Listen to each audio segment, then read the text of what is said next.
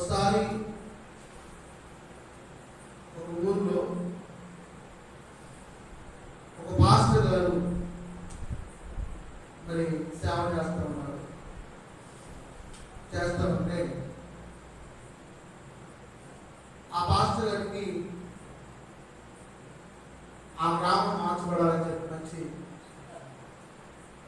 తీర్మానం ఉంది, నమ్మకం ఉంది, తీర్మానం ఉంది, ఆశ ఉంది. ఆయన ఒక్కడే కూర్చొని మందిరంలో ప్రార్థన చేస్తా ఉన్నాడు. ఆ రోజు అనుకోకుండా ఆ మందిరం కాడికి ఈశ్వర్ గారు వచ్చారు. వచ్చి అమ్మ అయ్యగారు ఏదైనా చెప్పి అడిగితే అయ్యగారు చర్చలో ఉన్నారయ్యా, ప్రార్థనలో ఉన్నారని చెప్పి చెప్పారు. చెప్తే ఇక ఆయన పోయి ఆయన ఒకే ప్రార్థన చేస్తున్నాడు, చేసుకుంటా మరి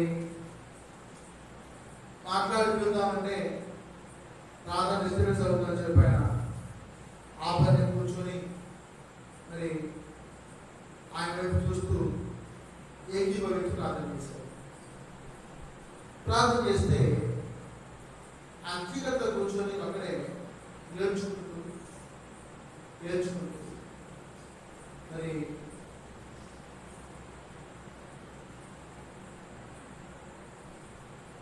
కుర్చీలో కూర్చోమని చెప్పి ఈశ్వర గారు చూపించారు. ఈశ్వర గారు కుర్చీలో కూర్చున్నారు.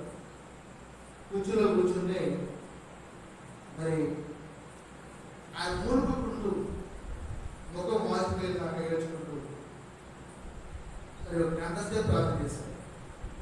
గంటసేపు ప్రార్థన చేశారు. ఈశ్వర గారికి ఏమో ఏదేమో ఎలా అని చెప్పి పని ఉంది, తొందరపడుతున్నారు. తొందరపడుతుంటే మరి ఆ అమ్మగారు వచ్చి బాగా చేసి అయ్యగారు కూర్చొని గంటసేపు పెట్టి మరి ఆయన విదేమో వెళ్ళాలి, ఇప్పుడు చూసేద్దామని చెప్పి వచ్చారు అని తెలిసింది.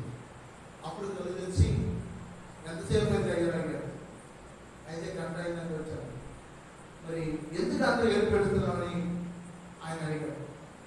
మరి ఈ పట్టణం కోసం, ఈ గ్రామం కోసం, మార్పు కోసం నేను ఎప్పుడు నుండో మరి గెలుస్తూ ఉన్నాను. మరి విశ్వాసులు రావడం లేదు. వీళ్ళ రక్షణ కోసం నేను నేర్చుకుంటూ బాధతో ప్రార్థన చేస్తున్నానని చెప్పి మరి కేసరి గారితో చెప్పారు. ఈ ఉపవనంలో ఈ వెలది గ్రామం కానీ కొత్తపాలెం గ్రామం కానీ మార్చుకోవడం కోసం గత 12 సంవత్సరాలుగా మందిరంలో మొదలుపెడతా ఉన్నాం. అయ్యా నేను మార్చుతాను, మందిరంలో నడిపించుకుంటారు, రక్షణలో నడిపించు. వాళ్ళ యొక్క త్రాగుబోతనం నుంచి, విచారం నుంచి, దొంగతనం నుంచి, అబద్ధాల నుంచి, మోసాల నుంచి మార్పుని పరిశుద్ధంగా మందిరానికి వచ్చి అక్కడ కూడా యథార్థంగా పాపాలు ఒప్పుకొని మీ కట్టు తిరిగి ప్రార్థన చేసే భాగ్యాన్ని ఇవ్వడం దయచేసి మీ రాజ్యంలో సిద్ధపడ్డ పొదువు సంఘం కట్టడం చేసుకోవడం కోసం కృప చూపి సహాయం చేయమని చెప్పి 12 సంవత్సరాలకు మొదలుపెడుతూ మరి స్వార్థ కూటాలు ఏర్పాటు చేస్తున్నాం, ఉపవాస ప్రార్థనలు ఏర్పాటు చేస్తున్నాం, మొదటి ప్రార్థన ఏర్పాటు చేస్తున్నాం, ఆదివారం ప్రార్థనలు, శనివారం ప్రార్థనలు, బుధవారం ప్రార్థనలు, ప్రత్యేక ఉపవాస ప్రార్థనలు, పండుగలు, ఎన్నో రకాలుగా మనం ప్రార్థన చేస్తున్నాం.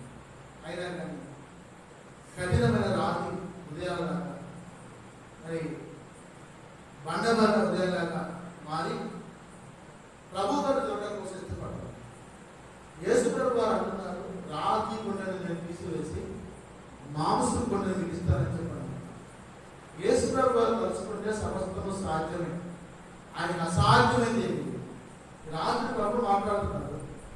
దేవుడు ఆయన విధిలో ఉన్న గది పెట్టకుండా మార్చి మందిరాన్ని తీసుకొచ్చి అప్పగించిన కాక ఆమేన్. హల్లెలూయా.